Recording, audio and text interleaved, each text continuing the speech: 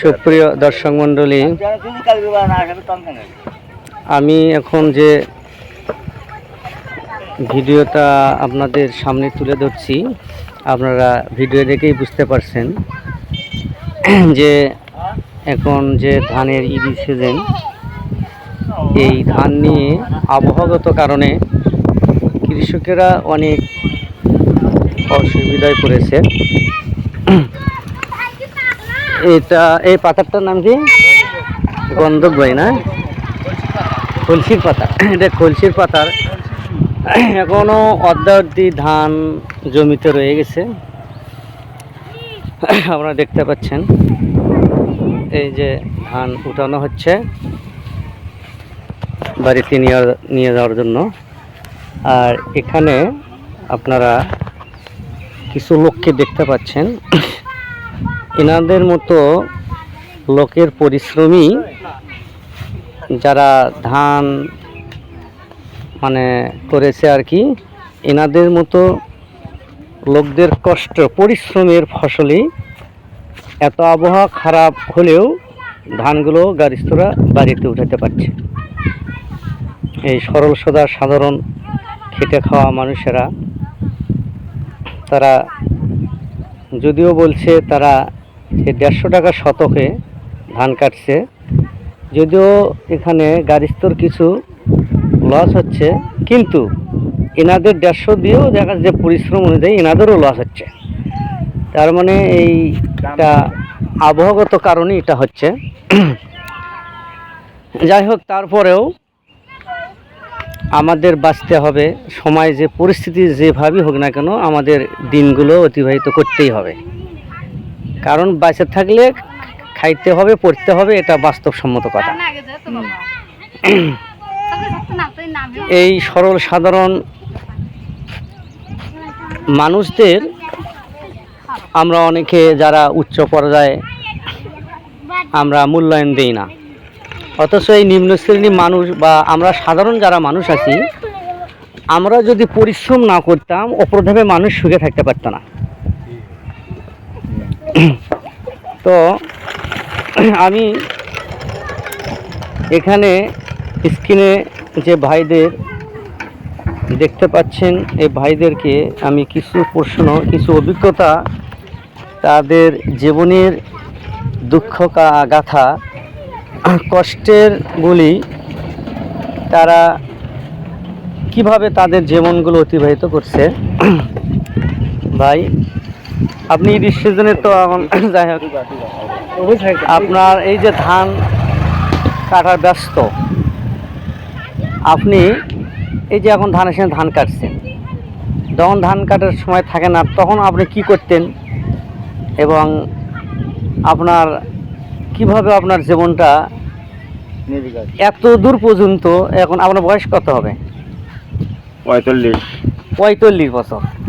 তা আপনার এই যে জীবনটা নিভু নিভু করে চলছে, এর মধ্যে অনেক ঘাট প্রতিঘাত, অনেক সমস্যারই সম্মুখীন হচ্ছেন। আপনার জীবনের অভিজ্ঞতা নিয়ে একটু আপনার শেয়ার করতে পারেন।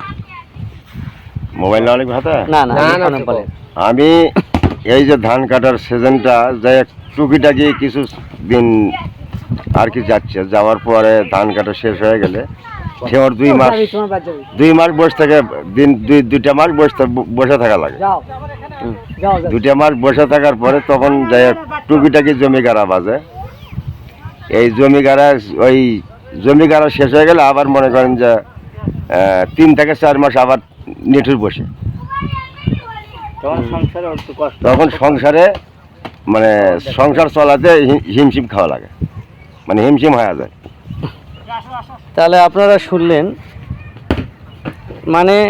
মানুষের জীবনে এমন কিছু কষ্ট থাকে কাউকে বলা যায় না, তারপরেও চেষ্টা চালিয়ে দেওয়া লাগে।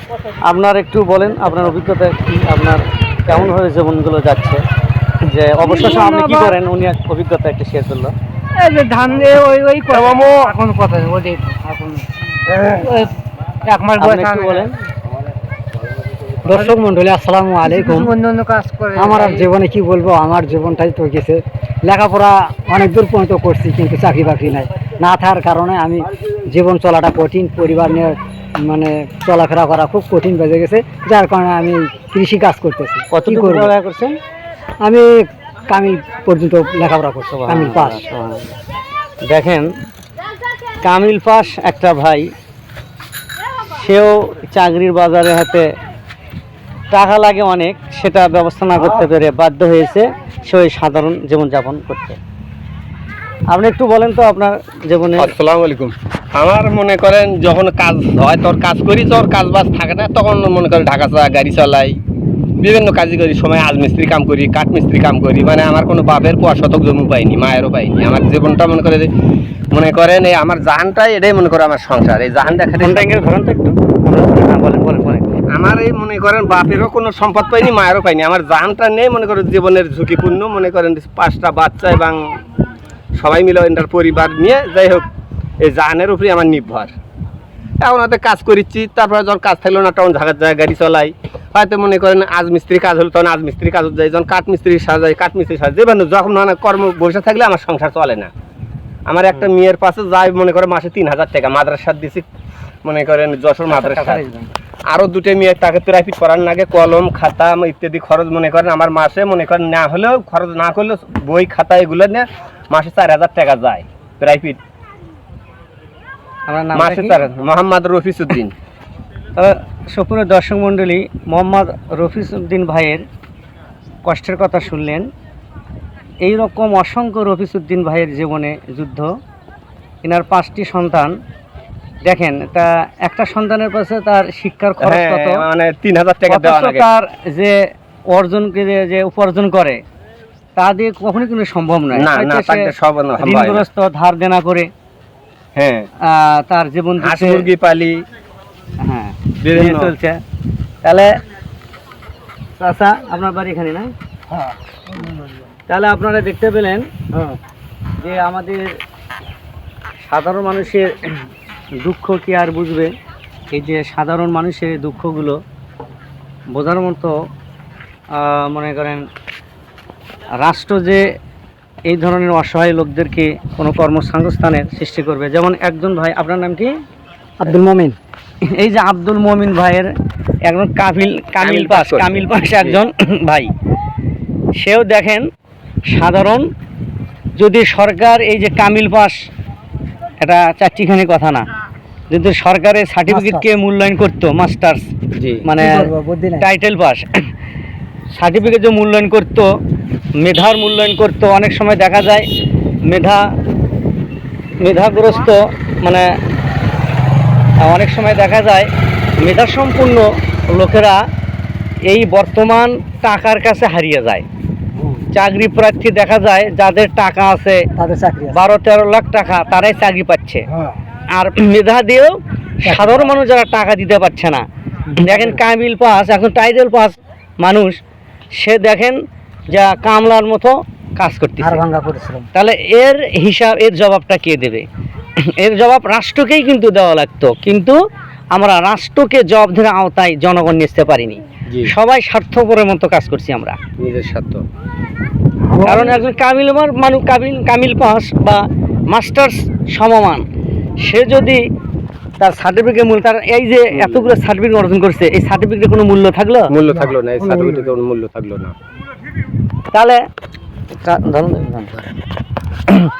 তাহলে দেখেন, সার্টিফিকেটের মূল্য কিন্তু আমাদের রাষ্ট্র দিল না।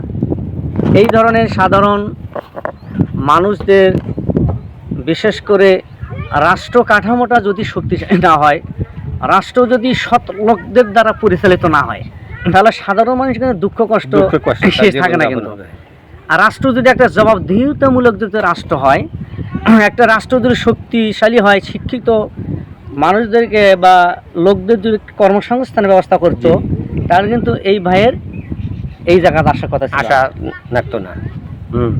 তাহলে আপনাদের এই সরকার থেকে চাওয়া কি বলেন? আপনাদের সরকার থেকে মানে আরো ভবিষ্যতে যারা, তাদের জীবনে যেন আমার মতো না, আপনার মতো যে না হয়, তারা যেন তাদের সার্টিফিকেট, তার পড়ালেখার মূল্যায়ন পায়, এবং রাষ্ট্র কাঠামো শিক্ষা ব্যবস্থা যাতে পরিবর্তন করে এবং এইরকম বেকার না থাকতে এরকম উদ্দেশ্য সরকারের বিরুদ্ধে আপনি একটু বলেন।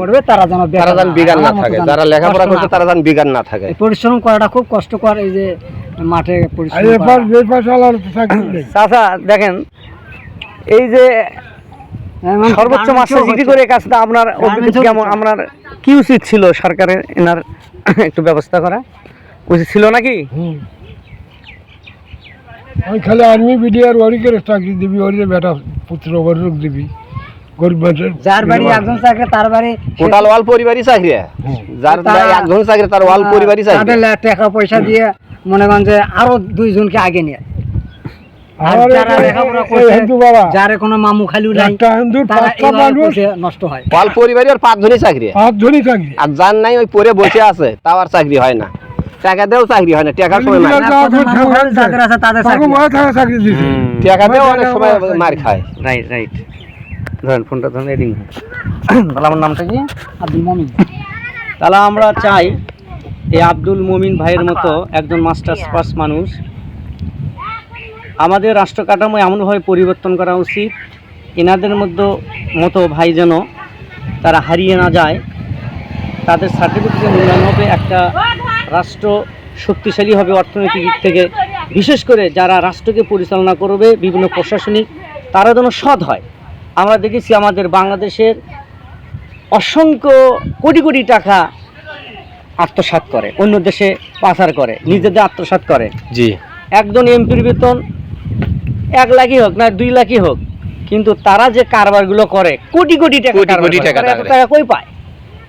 এই জন্য রাষ্ট্র যদি সৎ লোকদের দ্বারা পরিচালিত না হয় তাহলে এই যোগ্য ব্যক্তিরা কিন্তু মূল্যায়ন পায় না।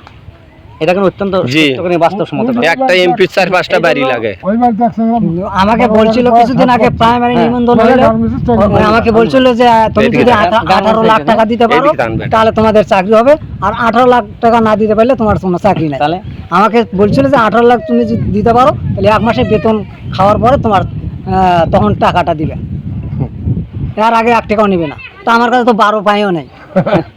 এর একটাই সমাধান, সৎ লোকের দ্বারা রাষ্ট্র পরিচালিত হতে হবে এবং যাদের অভিজ্ঞতা আছে, যেমন অর্থনৈতিক বিষয়ে যার অভিজ্ঞতা আছে তারাই হবে অর্থমন্ত্রী। অথচ দেখা যায় অর্থের বিষয়ে কোনো কিছু জানে না, সে অর্থমন্ত্রী হয়ে বসে আছে। শিক্ষা সম্পর্কে কোনো কিছু জানে না, শিক্ষামন্ত্রী হয়ে বসে আছে। জি, এখন যে সরকার উঠলো, এই বিদেশ কত টাকা বাড়ি করছে।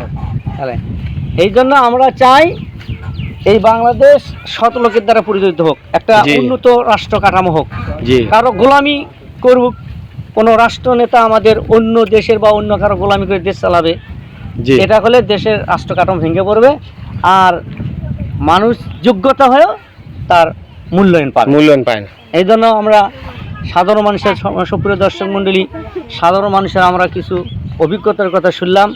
আশা করি আমরা বর্তমান সরকারকে আমরা বলবো এই রাষ্ট্র কাঠামো সৎ লোকের দ্বারা যেন পরিচালিত হয়। ইতিপূর্বে যারা দেশের মানে প্রত্যেকটা সেক্টরে দুর্নীতি করে দেশের অবস্থা অত্যন্ত লাজুক অবস্থার দিকে নিয়ে, তাদের অবস্থা কি হয়েছে জনগণ সেটা দেখে দিয়েছে। তা বর্তমান যদি জনগণের ভাষা যদি আমরা না বুঝি, জনগণের কথা যদি আমরা না বুঝি, হেনতনভাবে পূর্বের মতোই যদি আবার দেশ পরিচালিত করি, তাহলে তাদেরকেও কিন্তু বাধ্য হতে হবে এই দেশের ছাড়তে। ঠিক আছে, এই জন্য আমরা অবশ্যই বলবো আমরা এবং সৎযোগ্য নাগরিক তৈরির জন্য শিক্ষা প্রতিষ্ঠানে যোগ্য শিক্ষক নিয়োগ দেওয়া হবে। এবং কারণ এই শিক্ষা প্রতিষ্ঠানগুলো থেকেই তো অর্থমন্ত্রী তৈরি হয়, সংস্কৃতি মন্ত্রী তৈরি হয়, তারপরে শিক্ষামন্ত্রী তৈরি হয়। এই শিক্ষা ব্যবস্থা যদি আমরা ভালো মতো গড়ে না তুলি তাহলে কিন্তু যোগ্য লোক শাসন পাবে না। যারা দেখা যায় মানে ফেল করে কিন্তু টাকা দিয়ে সার্টিফিকেট কেনে, এই সমস্ত অযোগ্য লোকগুলো দেখা যায় একটা মহাপরিচালক হয়ে গেছে। ভালো শাসন আশা করতে পারবো আমরা?